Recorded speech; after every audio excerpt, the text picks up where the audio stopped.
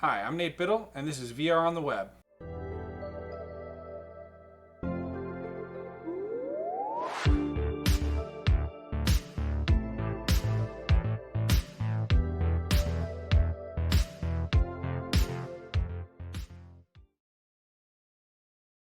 Hey everyone, welcome back.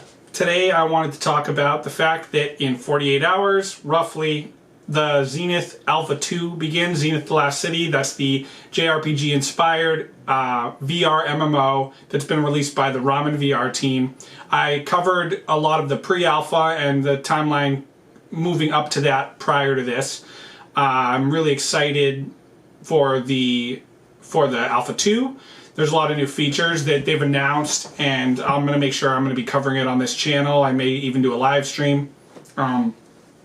I'll give you my initial thoughts after the first day of the Alpha 2, and I'll be playing each day and then giving updates to you on this channel when I'm done.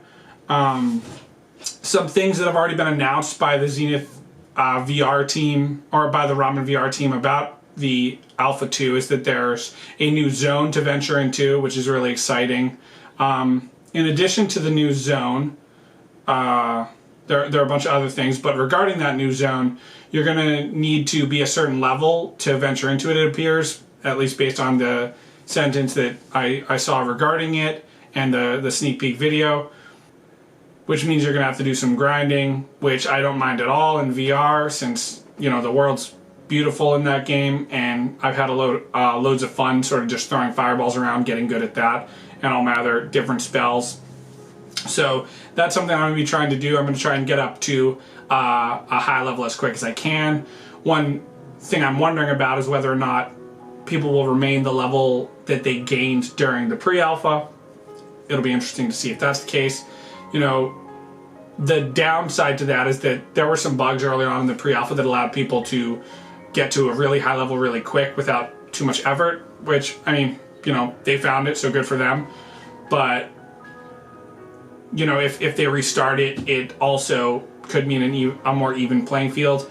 I don't think they have any sort of dueling yet, but I could be wrong about that. I'll look into that and let you all know. One thing I am really excited about that they have pointed out is that they've added a bunch of options for comfort. I really like the idea of these comfort options, and it's really customizable. There's 108 different combinations utilizing the different settings for locomotion, climbing, gliding, falling, and turning. And then at the top of the comfort option menus, I also saw options for dev speedrun and portals for regions.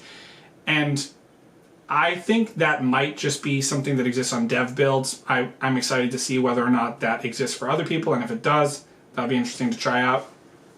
Some other things that they mentioned were gliding quests and updrafts. I think that's really, really cool because, you know, in the pre-alpha and initially, you know, you only had a finite amount of energy to do your gliding, you know, and I'll show you this video here.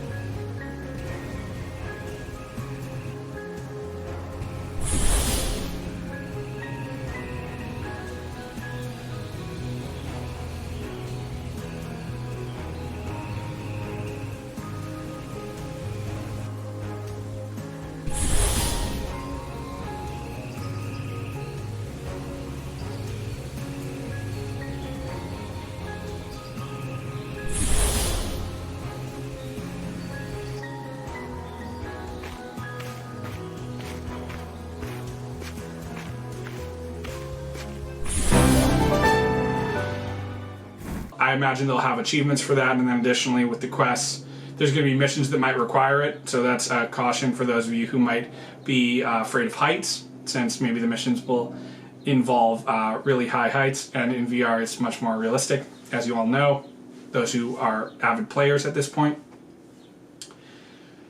Some other things they promised,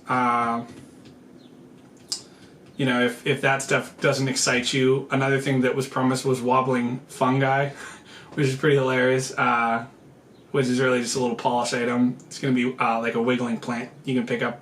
You know, they had mushrooms in the pre-alpha, but they didn't wobble, so that's kind of funny and exciting. But more importantly, the sneak previews I saw include having more polished avatars. They look a lot better, much more detailed at this point.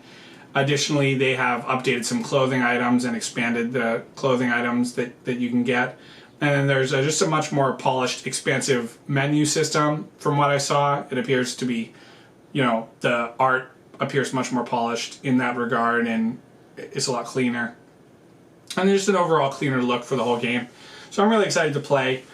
Throughout the week, or throughout the entirety of the Alpha 2, I'll be covering it, sharing footage, tips, tricks that I might find, lore about the game, because that's something I'm really interested in. I like the lore about it, and the story. The story really captures my interest most of all, as well as the interactions, which are really fun, flying and throwing fireballs and sword fighting and things like that. I really like moving my body in space. That's one of the things I love most about VR as a gaming tool, gaming system.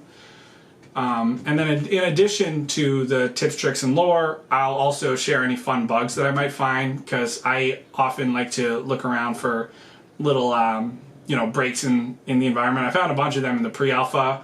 My guess is there will be less in the Alpha 2, but I think I'm still up to the challenge to find some bugs, so I'll be excited to find those and share them with you guys, hopefully some amusing ones.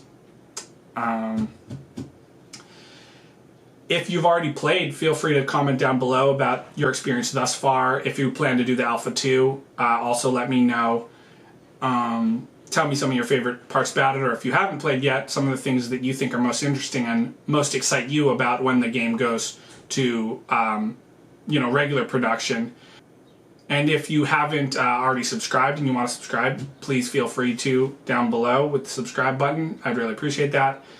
Give me a like if you enjoyed the content, and I look forward to seeing you guys next time with some information about the Alpha 2 and my first experience with it.